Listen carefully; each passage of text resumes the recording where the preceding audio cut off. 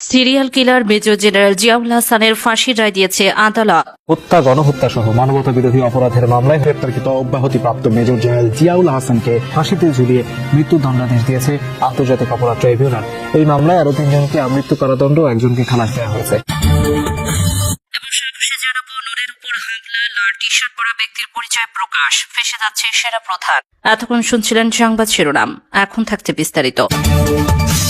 একজন আসামি আছে যার ব্যাপারে তদন্ত করে পেয়েছি সে মাথায় গুলি করে 1030 জন মানুষকে হত্যা করেছে।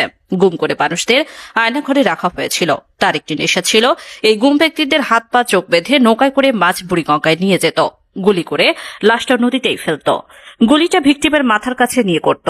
আমি জিজ্ঞাসা করলাম সেটা কেন। তার জবাব, গুলি করার পর নিহত ব্যক্তির মগজ ও রক্তের গরম ছিটে হাতে লাগবে দারুণ ফিলিংস অনুভব হতো।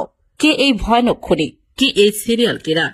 আন্তর্জাতিক অপরাধ ট্রাইব্যুনালের চিফ প্রসিকিউটর অ্যাডভোকেট তাজুল ইসলামের এই বক্তব্যের সূত্র ধরে অনুসন্ধানে জানা গেছে এই হিংস্র খুনি বরখাস্তকৃত সেনা কর্মকর্তা মেজর জেনারেল জিয়াউল হাসান 2009 থেকে 2015 সাল পর্যন্ত র্যাবের বিভিন্ন পদে কর্মরত থাকা অবস্থায় নিজের টিম নিয়ে এই খুনগুলো করেছেন তিনি। গুম করা ব্যক্তিকে খুন করতে তিনি বলতেন গল্প করো, অর্থাৎ ওকে খুন করো। এই সম্পর্কে অনুসন্ধান করতে গিয়ে জিয়াউল হাসানের নৃশংসতার অসংখ্য কাহিনী জানা গেছে। পলাতক শেখ হাসিনা এবং তার নিরাপত্তা উপদেষ্টা তারিক সিদ্দিকের নির্দেশেই বেশি মানুষকে গুম খুন করেছেন জিয়াউল হাসান।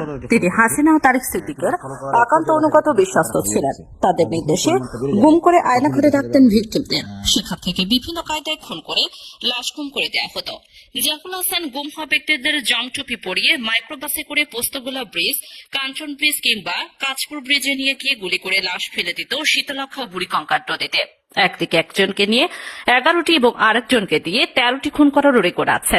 কখনো মাইক্রোবাসে ইঞ্জেকশন দিয়ে মেরে ফেলা হতো, এরপর লাশ রেললাইনের উপরে শুয়ে দিত, ট্রেনে এসে লাশকে দ্বিখণ্ড করে দিত।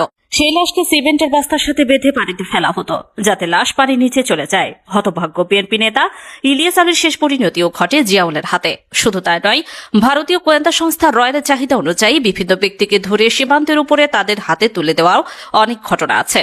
সিলেট সীমান্তে এমন 7 জনকে তুলে দেওয়ার নজির একটি রেকর্ড উল্লেখ আছে।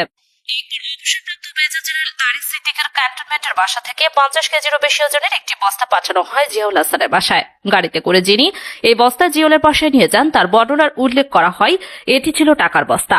2009 থেকে 2024 সাল পর্যন্ত বাংলাদেশের যে কোনো বাহিনী কর্তৃক সংগঠিত বিচার বহির্ভূত হত্যাকাণ্ড, গুম, আয়নাঘর, টেলিমনিটরিং ইত্যাদি সকল অপরাধের চিহ্নিত অন্যতম প্রধান ব্যক্তি এই জিয়াউল হাসান। তারিক সিদ্দিক তার প্রধান বস। তিনি তাকে মনস্টার বা দানব বানিয়েছিলেন। 2013 সালে কর্নেল পদে পদোন্নতি পেয়ে র্যাবের অতিরিক্ত মহাপরিচালক হন।